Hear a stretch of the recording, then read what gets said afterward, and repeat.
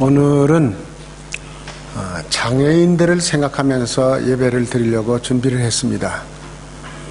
우리 주변에는 수많은 장애인들이 있고 또 성경에 보면은 구약 성경이나 신약 성경이나 장애인들을 긍휼히 여기고 장애인들의 고통에 함께 동참하고 예수님께서 친히 장애인들을 고쳐주시면서 함께 살아가도록 명령을 해주셨는데도 불구하고 우리 교회들이 너무 무관심하게 하나님하고의 직선적인 관계만 잘하면 예수 잘 믿는 것으로 착각을 하면서 이웃하고의 관계는 소홀히 하면서 살아왔던 것을 솔직히 말하지 않을 수가 없습니다.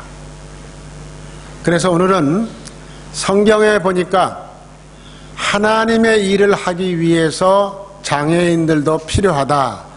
하나님의 말씀 가운데 그런 말씀이 있어요. 제자들이 물었어요. 예수님에게, 선생님, 저 사람이 저렇게 장애인이 된 것은 자기 죄입니까? 부모의 죄입니까? 그렇게 물었을 때 예수님께서 대답하시기를, 너 자기 죄도 아니고 부모의 죄도 아니다. 하나님의 일을 하기 위해서 하나님께서 장애인으로 살아가도록 하신 것이다. 이렇게 말씀해 주셨어요.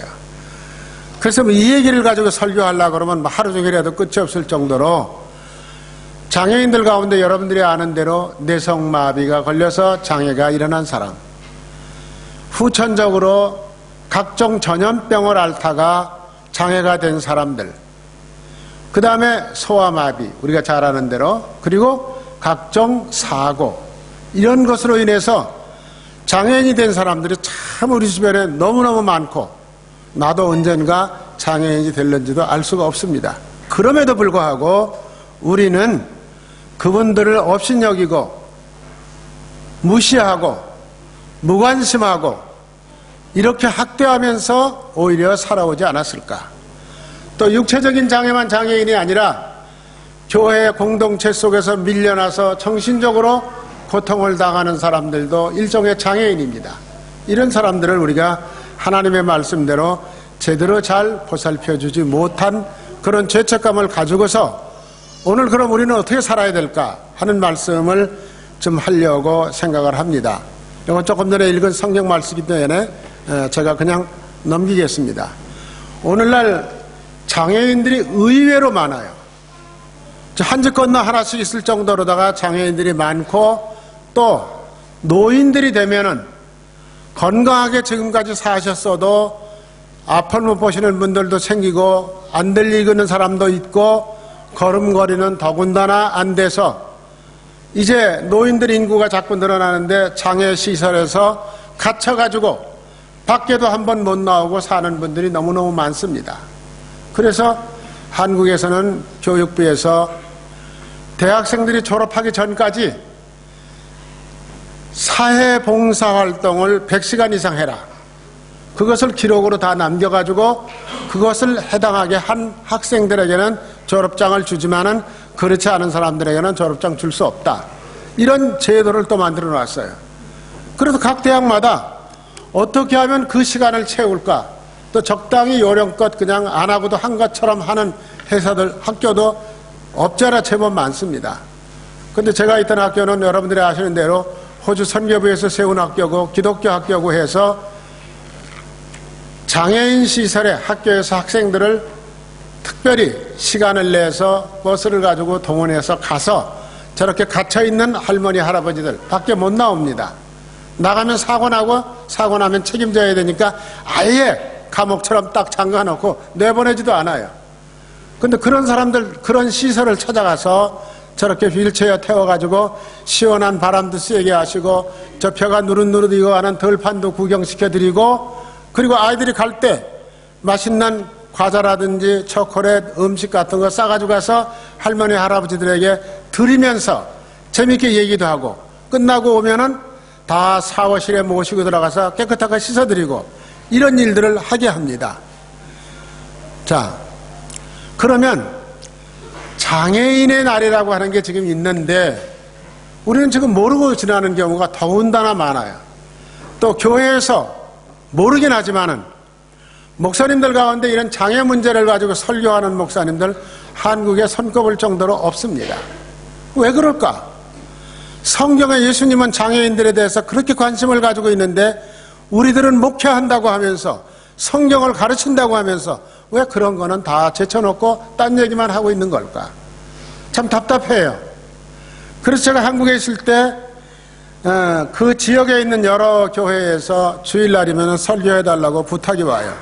그럼 제가 늘 여러 교회 가서 이 장애 문제를 가지고 설교를 했어요. 그런데 연세 많으신 장로님들도 목사님 같은 설교 오늘 처음 들었습니다. 그런 분들이 너무 많아요. 이게 뭔가? 성경대로 우리는 살지 않는다는 거죠. 어쨌든 장애인의 날이라는 게 지금 있습니다. 장애인의 날이 언제부터 시작이 됐느냐? 한국에서는 1972년부터 민간단체는 뭡니까? 장로님들이 운영하는 장애인들을 모시고 사는 고아원 같은 그런 시설을 말하는 것입니다. 호주 장로교 선교사들이 우리나라에 가서 제일 먼저 여러 가지 일을 많이 했지만은 부산에서 오신 분들은 부산의 동네에 가면은 동네 양지 기술 학원이라는 게 있습니다. 거기 뭐 하는 데냐? 장애가 돼가지고 세상을 살아갈 수 도무지 없는 그런 중증 장애자들을 모아가지고 그들에게 살아갈 수 있는 우선 신앙을 심어주고 그 다음에 그분들 장애 형편에 맞게 일을 할 수 있는 게 뭘까? 찾아가지고 어떤 사람은 걸음도 못 걷고 움직이질 못하니까 그냥 의자에 앉아가지고 손발은 움직여요. 도장 파는 기술을 가르쳐요. 그 다음에 어떤 사람들은 요즘 말하는 모바일폰 전화기, 그 다음에 아니면 텔레비 뭐 이런 것을 전자기기를 가르치는 기술을 가르치는데 전자기기도 하도 종류가 많으니까 요새는 종류별로 다 달라요. 그 다음에 어떤 사람들에게는 또 다른 세공, 보석을 만들다든지 그런 기술은 앉아서 할 수 있는 거니까 그런 거를 다 가르칩니다. 그래서 그런 단체에서 재활의 날이라는 거를 정해가지고 그 재활원에 있는 사람들에게 그날 하루만은 자유를 주고 또 맛있는 것도 해주면서 기념하는 그런 행사를 1972년에 기독교 단체에서 시작을 했어요. 그러고 난 다음에 1981년 10년이 지나고 난 다음에 대한민국 정부에서 장애인의 날이라고 해서 4월 20일은 장애인의 날이다 이렇게 정했어요. 여러분, 근데 한국 달력을 보면요 별별 날이 다 있습니다. 초콜릿 먹는 날도 있으니까요. 그러니까 장애인의 날이라고 정부가 정했다고 해서 대단한 일을 하는 거 한 가지도 없어요. 그냥 날만 정해놓고 달력에만 적어놓는 거예요. 그런데 그래가지고도 안 되니까 또 10년 뒤인 1991년에 국회에서 이 날에 대해서 정식으로 토론을 거쳐가지고 4월 20일을 장애인의 법정 기념일로 정한다 발표를 했습니다. 그러고 난 다음에 이제 장애인 시설들이 그날이면은 지방자치단체 국회의원들이나 장들을 모시고 장애인날 기념식을 했습니다. 지금까지도 하고 있어요. 뭐 기념식 한 번 하는 거지 거기서 무슨 대단한 정책이 나오는 건 또 아니야. 참 어떻게 보면은 굉장히 답답하죠. 그러고 난 다음에 유엔에서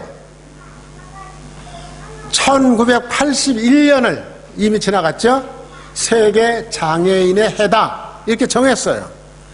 그래가지고 유엔에 가입된 모든 나라들은 1981년 1년 동안 장애인들 통계도 만들어내고 장애인들을 위해서 새로운 시설도 만들어내고 장애인들을 위해서 각 나라 정부가 할 수 있는 일을 전부 다 만들어라 이렇게 지시를 했습니다. 그래서 장애인의 해에 의외로 많은 것들이 만들어지기도 했지만은 그리고 유엔이 결정을 했어요. 매년 12월 3일을 유엔이 지정한 장애인의 날이다.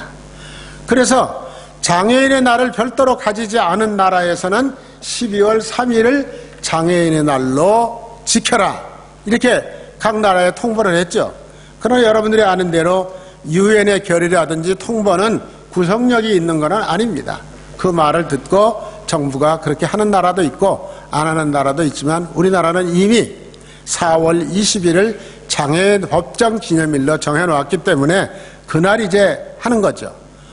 그 다음에 우리 기독교인들이 사실 이 일에 제일 처음에 시작은 기독교 시설단체들이 앞장을 섰지만은 성경에 예수님께서 아까 우리가 읽은 성경 말씀에 보면은 모든 질병을 가진 사람들, 장애인들입니다. 한마디로 말하면 세번역 성경에는 장애인이라고 해놨어요.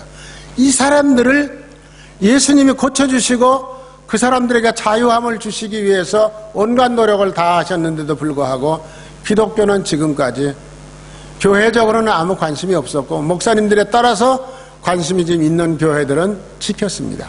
그런데 저기 보면은 저 기록을 보면은 1988년 세계 24회 올림픽 대회가 서울에서 열렸어요. 올림픽 대회가 열리고 난 다음에 바로 이어서 여러분들 장애인 올림픽 대회가 열립니다.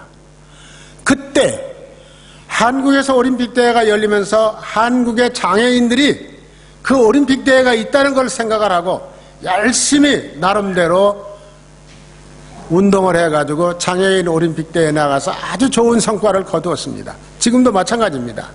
그러다가 보니까 교회들이 이래가지고는 안 되겠다. 그래서 이제 각 교단 대표 목사님들이 다 모였어요.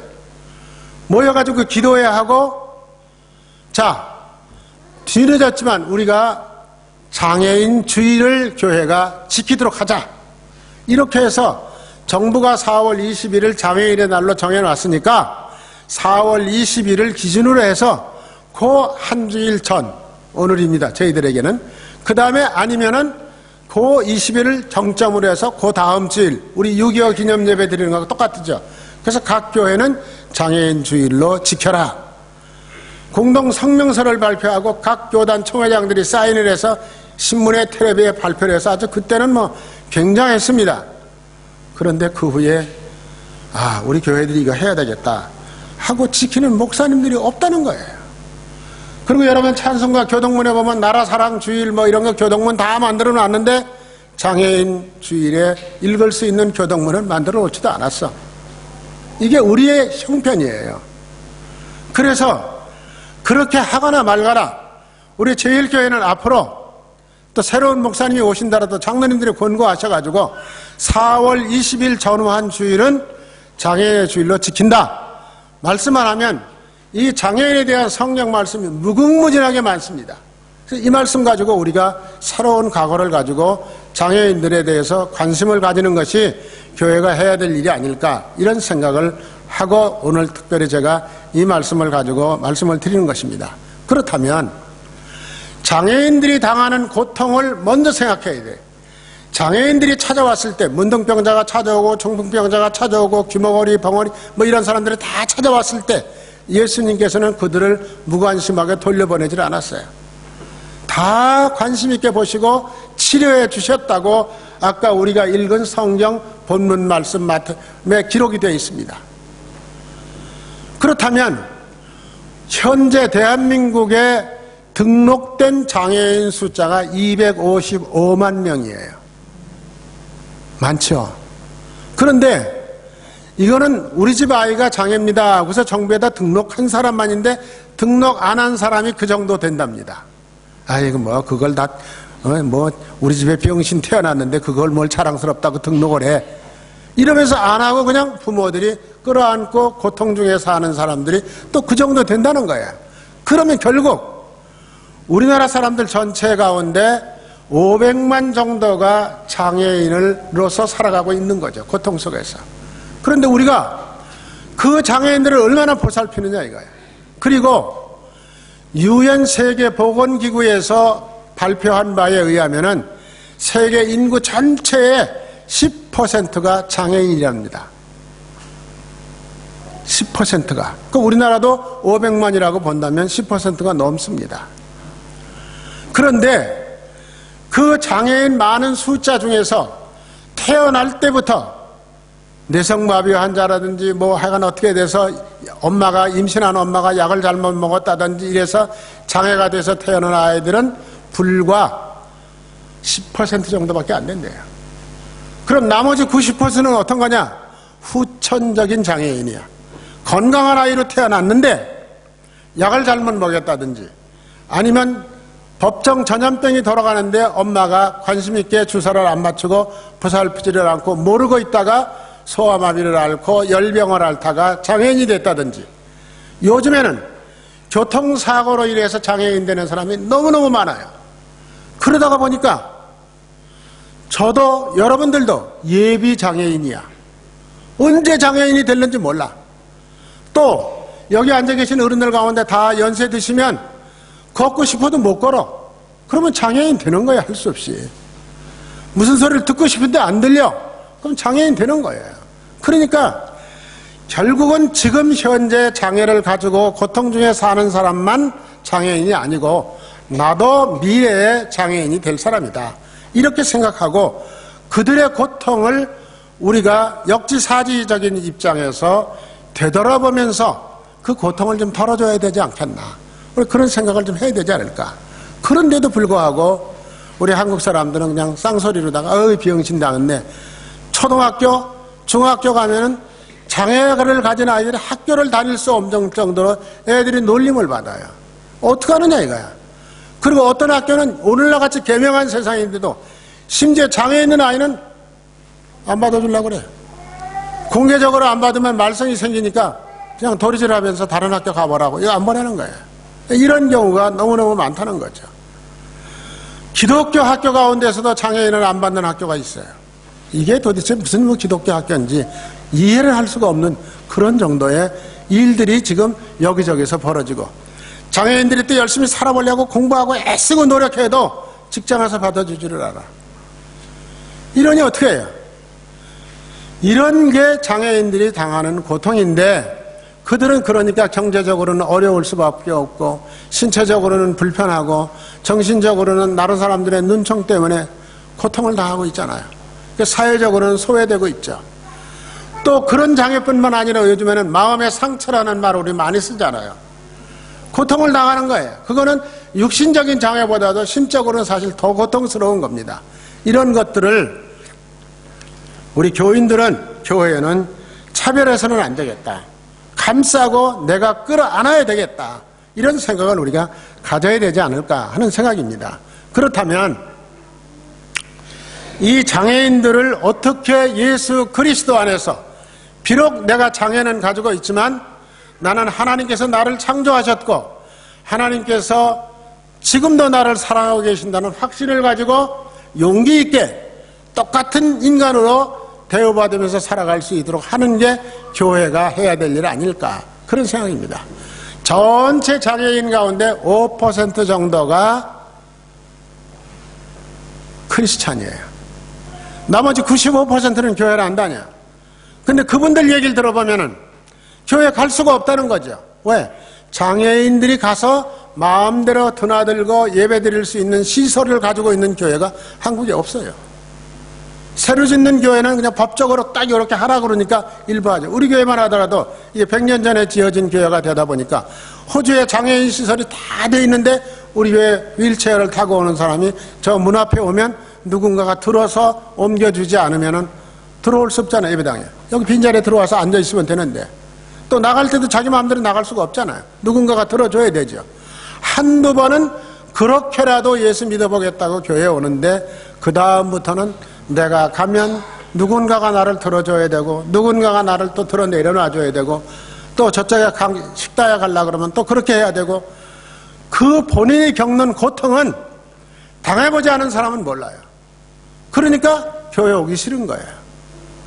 또 교회 와도 사람들이 자기는 다, 우리는 그렇게 생각하지 않지만은 그분들이 느낄 때는 눈총이 뜨겁게 느껴지는 거예요. 따갑게 느껴지는 거죠. 그래서 이런 것들을 우리가 어떻게 해야 될까?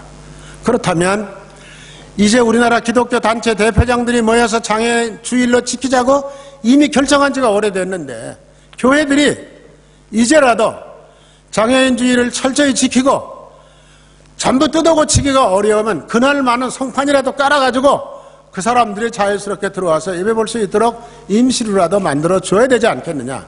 그렇게 해서 장애인들이 그 장애를 극복하는 방법으로서는 예수 그리스도를 바라다보는 방법보다 더 좋은 방법이 없다는 거죠. 그걸 우리가 가르쳐야 되지 않겠느냐 하는 거죠. 우리 교회는 이번에 여기 코넥시스 공사를 하면서 이 앞에 지금 파서 다 지금은 불편하지만 거기 장애인들이 마음대로 들락날락할 수 있는 시설을 만든답니다. 얼마나 감사해요. 근데 우리 교회도 이제 앞으로는 어느 문을 열든지 간에 그렇게 해야 되지 않을까. 또 강당도 마찬가지고 교회 사무실도 마찬가지고 차츰차츰 호주에 있는 모든 건물들은 다 그렇게 되어 있는데 이거는 오래된 건물이 되니까 그게 없지만은 우리는 그런 시설을 해야 되겠다고 장로님들이 처치 카운슬에서 결정해서 한꺼번에는 못한다고 하더라도 하나하나 고쳐나가는 그런 일들을 해야 되지 않을까. 그래서 시드니 제일교회는 괜찮다. 거기 가면 마음대로 들락날락할 수 있고 사랑이 넘치는 교회다. 이런 것을 확인하면서 교인들이 장애인들이 우리 교회에 많이 몰려올 수 있도록 여러분들이 노력을 해야 되지 않을까. 그런 생각이 들기도 합니다. 그래서 이런 장애인 보호구마를 위해서 우리가 먼저 절대 차별하지 말고 지대한 사랑과 관심을 가지고 너무 지나치게 또 해주는 것도 그분들에게는 부담스러울 수도 있어요. 그러니까 그냥 보통 사람 대하듯이 그런 식으로 하고 예수 그리스도께서 장애인들을 돌보라고 분명히 성경에 말씀하셨으니 그 말씀대로 우리가 살아야 되지 않을까 그런 생각이 듭니다. 그리고 장애인 보호구마를 위해서 우리가 해야 될 여러 가지 일들이 많이 있지만은 아까 설교 제목처럼 하나님이 쓰시려고 장애인도 이 세상에 두셨다고 성경은 그렇게 하고 있습니다. 그러니까 우리가 그분들과 더불어 기독교의 복음을 증거하는 철저한 노력을 해야 되지 않을까 그런 생각이 듭니다. 예수님께서도 저 사진을 보면 알지만은 이게 안 움직이네. 예. 소경을 눈뜨게 고쳐주시는 사진이고요. 이쪽에 있는 거는 중풍병자를 둔 친구들이 그 중풍병자를 예수님 계신 집 안으로 줄을 달아서 내릴 때 중풍병자는 아무것도 몰라요. 그런데 그 친구들의 우정 때문에 관심 때문에 사랑 때문에 예수님께서 고쳐주시는 그 내용을 담은 얘기가 성경에 있는 얘기입니다. 자, 요한복음 9장 3절에 제자들이 물어봤어요. 선생님, 이 사람이 장애인이 된 건 누구 죄입니까? 본인 죄입니까? 부모 죄입니까? 예수님 분명히 말씀하셨어요. 하나님의 일을 하기 위해서 장애인이 된 거다. 하나님께서 그를 통해서 놀라운 일을 만들어 가시려고 하는 거다. 여러분 잘 알잖아요. 강용호 박사 같은 사람 저 경기도 산골에서 강변촌에서 태어나가지고 어릴 때 고생하면서 살았는데 초등학교 운동장에 놀러 나갔다 축구공에 맞아가지고 양쪽 눈이 다 실명됐잖아요. 그런데 결국은 예수 믿게 되고 미국 가서 박사학위 받고 백악관의 유엔의 기구에서 엄청난 역할을 했던 그런 분도 우리가 기억할 수 있잖아요. 자, 여러분 이분 다 아시죠? 송명희 시인 뇌성마비 환자로 태어났습니다. 자기 의견과는 전혀 상관없이 엄마 뱃속에서 나올 때부터 사람 구실을 할 수가 없어요. 고개도 가눌 수가 없고 눈도 마음대로 안 떠지고 팔다리 움직이지 않고 죽으려고 몇 번 해도 죽을 수도 없는 사람이야. 그런데 이웃 사람들에게 권고를 받아서 예수 믿기 시작하면서부터 사람이 완전히 바뀌었어요. 건강한 사람이 도무지 해낼 수 없는 놀라운 일들을 이 여자가 지금 해내고 있었어요. 자, 송명희 시인은 저렇게 태어날 때부터 부자연스럽게 태어나고 평생을 여자로서 사람 구실도 못하고 여잔데 왜 예쁘게 하고 싶고 얼굴 바르게 펴고 싶고 똑바로 걸어다니고 싶고 공부하고 싶은 생각이 왜 없었겠어요? 아무것도 할 수가 없었어요. 그런데 저분이 뭐라고 말합니까? 공평하신 하나님, 나를 이렇게 만들어주신 것도 생각하면 불공평한 것 같지만은 아니, 공평하다. 왜? 나는 이 고난을 통해서 건강한 사람들이 깨닫지 못하는 놀라운 진리를 지금 깨닫고 있다. 우리 피아노 반주 좀 해주세요. 우리 다 같이 노래 한번 부르겠습니다. 공평하신 하나님.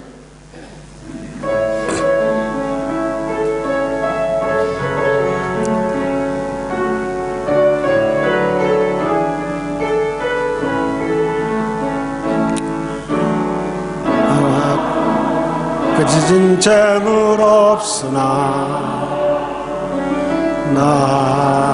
나는 가진 지식 없으나 나에게 있는 건강 있지 않으나 아니 없는 것 있으니 남이 못 본 것을 보았고 남이 듣지 못한 음성 들었고 남이 먹지 못한 사랑 받았고 남이 모르는 것 깨달았네.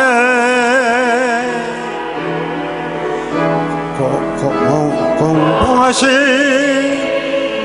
하나님이 남이 가진 건 나 없지만 공평하신 하나님이 남이 없는 것 같게 하셨네. 자, 이 가사 여러분들 보시면서 성명희 시인은 그렇게 부자유스러운 육체를 가지고 있으면서도 정상적인 사람이 깨달을 수 없는 공평하신 하나님, 배운 것도 없고 아는 것도 없고 건강도 없지만 하나님께서는 글을 쓸 줄 아는 지혜를 자에게 주셨다고 노래하고 있습니다. 정상적인 사람이 깨닫지 못하는 그런 것들을 깨닫고 지금 저분이 아마 지금 세상 떠나셨습니다. 그렇지만은 교회마다 아마 성명희 시인을 초청해서 간증 집회를 안 한 교회가 없을 정도로 많은 사람들에게 해외에 있는 교회들까지 다니면서 그리스도의 복음을 증거하는 사람으로 살았던 사람입니다. 자, 여러분들, 장애인들이 교회에 와가지고 어려움을 당하지 않는 교회, 우리 시드니 제일교회가 되도록 여러분들이 만들어주시고 그런 시설 하나하나씩 교회 전체 예산으로 어렵다면은 남선교회가 요거하고 여선교회가 저거하고 이렇게 해서라도 우리 시드니 제일교회는 누가 오든지 간에 편안한 마음으로 와서 예배드릴 수 있는 교회가 될 수 있도록 우리가 노력해야 되지 않을까, 이런 생각을 하는 것입니다. 자, 참 답답한 얘기를 하나 할게요. 우리나라만 가지고 있는 참 비참한 얘기입니다. 우리나라에는요, 장애를 가진 사람들은 옛날부터 그냥 병신이라고 그랬어요. 아유, 저 집이 병신 아들 낳대. 저 사람 병신이래. 그런데 병신춤이라는 게 있어요. 병신춤. 병신된 사람이 뒤뚱거리고 걸어다니고 하는 거를 흉내내는 춤이에요. 그런데 그거 잘 추는 사람을 우리나라 문화부에서 지정을 해가지고 무형문화재로 지정을 해놨어요. 세상에 이런 나라는 아마 대한민국밖에 없을 거야. 그 무형문화재로 지정을 한 사람 가운데 병신춤의 대가가 지금은 돌아가셨어요. 공옥진 여사라는 사람이 있었어요. 이 사람이 무슨 행사만 있으면 풀려나가서 병신 흉내를 내고 한국의 인간문화재라고 대접을 받으면서 살았어요. 지금 또 권경도라는 남자분이 또 있어요. 또 앞으로도 아마 이거 대를 이어갈 사람들이 생길 거예요. 자, 여러분, 아무리 문화재라는 이름이 좋다고 하더라도 소외당하는 사람들의 흉내를 내면서 춤추는 거를 무형문화재로 지정하는 나라, 이게 인권이 있는 나라예요. 우리 교회가 이런 거 개정해야 돼요. 텔레비에서 그런 게 나와도 말하는 교인 한 사람도 없어. 잘 춘다 그러고 오히려 박수 쳐주고 앉아있어요. 안 됩니다. 아무리 문화재고 옛날부터 지켜왔다고 하더라도 이렇게 인권을 무시하고 사람들을 병신이라고 몰아세우는 이런 풍조는 이제는 없어야 되지 않을까. 그거 없애지 않으면서 뭐 G12 국가에 들어간다, G10 국가에 들어간다, 다 헛소리 하는 거예요. 이거 누가 해야 되느냐? 우리 그리스도인들이 생각을 좀 바꾸셔야 되지 않을까, 이런 생각을 하는 것입니다. 그리고 장애인들을 섬겨야 되는 이유 가운데 누가복음 7장 22절에 예수께서 대답하여 이르시되 너희가 가서 보고 들은 것을 요한에게 말하라. 보고 들은 게 뭐예요? 맹인이 보고, 못 걷는 사람이 걷고, 나병 환자가 깨끗해지고, 귀먹은 사람이 듣고, 이런 과정을 통해서 장애인들을 고쳐주고 그들이 자유스럽게 돌아다닐 수 있도록 만들어주는 과정을 통해서 그리스도의 복음이 증거된다. 이 말 무슨 말일까요? 세례 요한이 요단강에서 세례를 주면서 사람들에게 얘기했어요. 내 뒤에 오시는 분은 이런 분 이런 분이다. 그랬는데 누군지 몰라 아직도. 그런데 어느 곳에 예수가 나타났는데 그 예수한테는 사람들이 많이 모이고 자기한테 사람이 안 오는 거야. 그러니까 이분이 자기 제자 2사람을 보내서 거기 가서 성경에 오시기로 약속된 메시아가 당신입니까? 아니면 다른 사람을 우리가 기다려야 됩니까? 좀 물어보고 와라. 제자들이 물어보러 왔죠. 물어보니까 예수님께서 뭐라고 그래요? 저렇게 대답하신 거예요. 너희들 본 대로 가서 말해라. 들은 대로 가서 말해라. 그 본 게 뭐냐? 지체 자유한 부자유한 사람들이 다 예수 앞에 오면 고침을 받더라. 그것을 통해서 복음이 증거된다 하는 것을 가르쳐 주라는 거예요. 가서 얘기해 주라는 거예요. 그렇다면 이 말씀은 제자들에게 묻는 사람에게 하신 말씀이지만 지금 이 아침에 예배를 드리는 우리들에게도 똑같이 하시는 말씀이에요. 그 뭐냐? 우리가 그런 사람들을 위해서 기도해주고 그런 사람들을 위해서 관심을 가져주고 사랑해주는 것이 우리가 해야 될 일이 아닐까? 우리가 이런 생각을 들어요. 여러분 마지막으로 이 얘기 하나만 하고 마칠게요. 아시죠? 이지선이 여자가 있는 얼굴은 사고 나기 전에 깨끗했다고 예뻤던 얼굴이에요. 이화여자대학교 유아교육과 4학년 1학기 때 자기 오빠가 운전하는 자동차를 타고 가다가 교통사고가 났는데 그 차에 불이 났어. 뛰어나오지를 못했어요. 아마 사고가 나면서 찌그러들었고 나서 문이 안 열렸겠죠. 그 차 안에 저렇게 다 타버린 거예요, 사람이. 그래가지고 일본으로 미국으로 돌아다니면서 자기 그 책에 보면 100번 이상 수술을 했대요. 수술을 해가지고 지금 이제 저 정도 됐는데 멀리서 보니까 괜찮은 것 같은데 가까이 만나보면 정말 보기가 흉측할 정도로 얼굴이 엉망이에요. 그런데 저 아저씨가 그 사고가 나고서부터 병원 치료를 받으면서 정말 예수님 앞에 매달린 거예요. 그리고 결국은 모양은 저렇게 다 얽어맨 것처럼 됐지만은 고쳐져 가지고 미국으로 유학을 가서 캘리포니아 유니버시티에서 복지학 박사학위를 2년 전에 받았어요. 그래가지고 지금은 한국은 물론이고 세계 각국을 돌아다니면서 고난을 당했지만은 장애자가 되었지만은 나는 행복하게 삽니다 하는 얘기를 증거하면서 행복하게 살아요. 기자들이 물었어요. 옛날 그 예뻤던 얼굴 모습으로 돌아가기를 원하지 않습니까? 그렇게 물었더니 아니, 많은 고통의 시간을 지내오면서 나는 깨달은 것이 정말 중요하고 많습니다. 영원한 가치가 있는 것들은 눈에 보이는 것이 아니라 안 보이는 것입니다.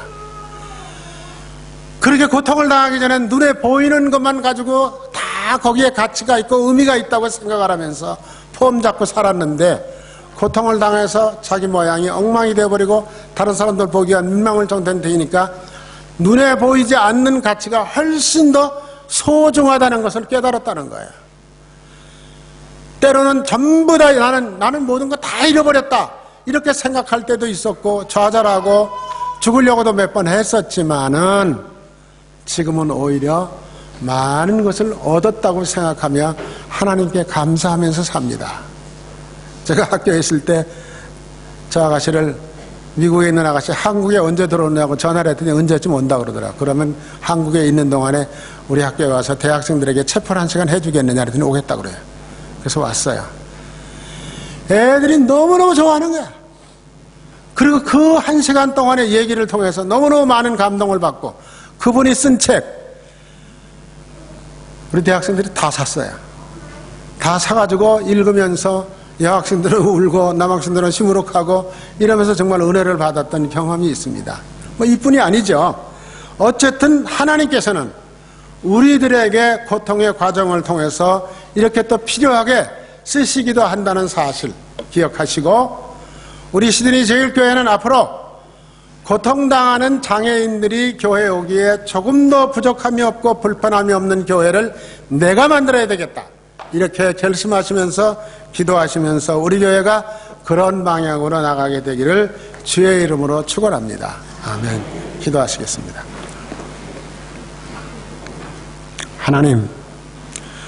하나님께서는 인간을 다 깨끗하고 아름다운 모습으로 창조해 주셨지만은 무언가 잘못되었는지 태어날 때부터 고난을 당하는 자리에서 태어난 어린아이들이 있습니다. 일평생 자라가면서 장애자로 살아갈 수밖에 없는 고통도 있습니다. 그러나 하나님, 성경의 말씀을 통해서 예수님께서 장애자들을 끌어안으시고 고쳐주시고 인간답게 살아갈 수 있도록 길을 열어주시는 모습을 저희들은 보았습니다. 그러면서도 지금까지 오히려 무관심하게 나는 건강하니까 하나님의 축복을 받았다고 교만을 떨면서 살았던 시간들이 너무도 많습니다. 또 우리 교회는 100여 년 전에 지어진 교회가 돼서 장애인들의 편리하게 만들어지지 못한 부분들이 많이 있지만은 이제부터라도 우리가 할 수 있는 대로 장애인들이 마음대로 와서 예배드리고 마음대로 와서 사랑을 나누고 그리스도의 복음의 새로운 일꾼들이 될 수 있도록 보살펴주는 멋진 제1교회가 되도록 도와주시옵소서. 이 모든 말씀 우리를 사랑하시는 예수 그리스도의 이름으로 감사기도 드리옵나이다. 아멘.